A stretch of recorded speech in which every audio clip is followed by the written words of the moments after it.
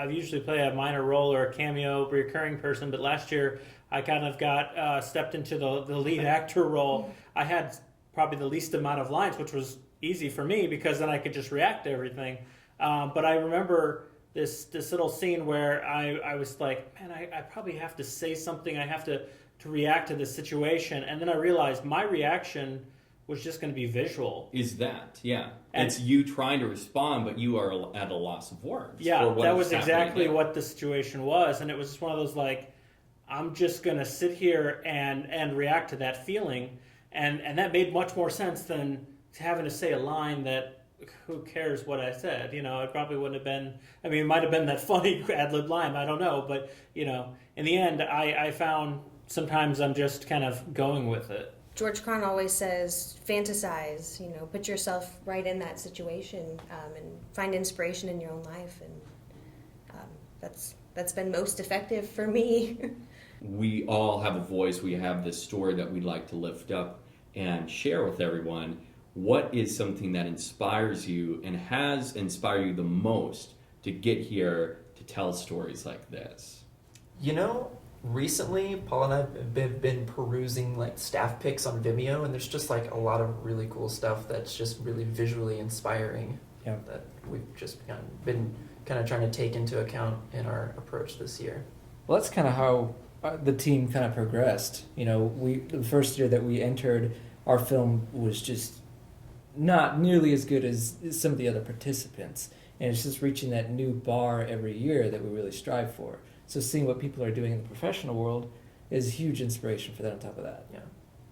This year we're kind of challenging ourselves to use as little script as possible, like actual words, like dialogue. Let it breathe. Let it bring up telling into a story with visuals as opposed to telling a story. Yeah, not so literally. Yeah. So it's up for interpretation for anybody. We're showing, not telling.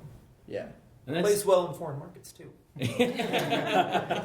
So it'll do great with the foreign judges. Yes. We're hoping. You know, I remember a lot of my classes in school, we had a lot of kids that were doing that same thing. They were finding that if you could visually show it, why say it? And I found it was actually funny that one of my buddies, he did like a 2-minute movie. And it's like, we don't have a limit in college. We just kind of made our films.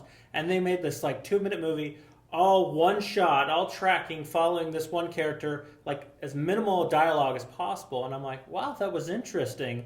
You know, I don't know if I could have done the 2 minutes. I almost feel like I would have had to do more myself. But, you know, it's interesting to watch as many films as possible and to take why they decided to do that and maybe find something, maybe not do the same thing, but find something in your own life that you can take from that. Growing up, what got me into filmmaking was films like The Goonies. That's like my #1 all-time favorite film. And that's the movie that did it for me. What caused the spark? That was the big spark in my brain. Steven Spielberg.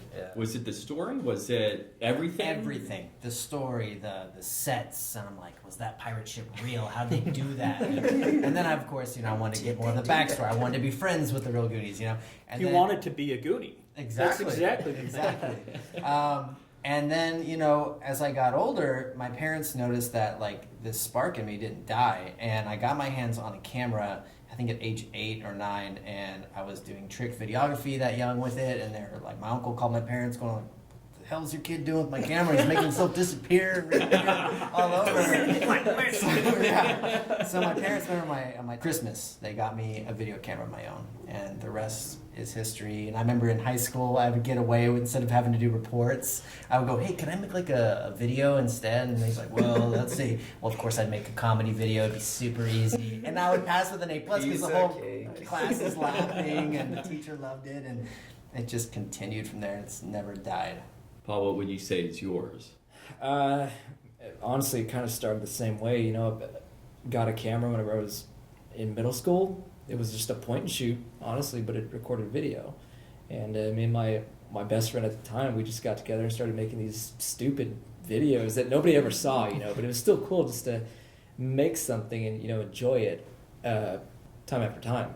I think that's an interesting point, that you literally start putting something out there and you get to a point of where you're inspired by something and you just start releasing it. You have something that literally caused you to say, all right, you know what? I'm not putting this off anymore. Did that kind of go down for all of you that way? For me, it like wasn't an option, but I never looked at it like we're gonna make this happen. I just kept doing it because it's just engraved in me. Like I have to do it, and if something awesome comes out of it, then hell yeah, you know.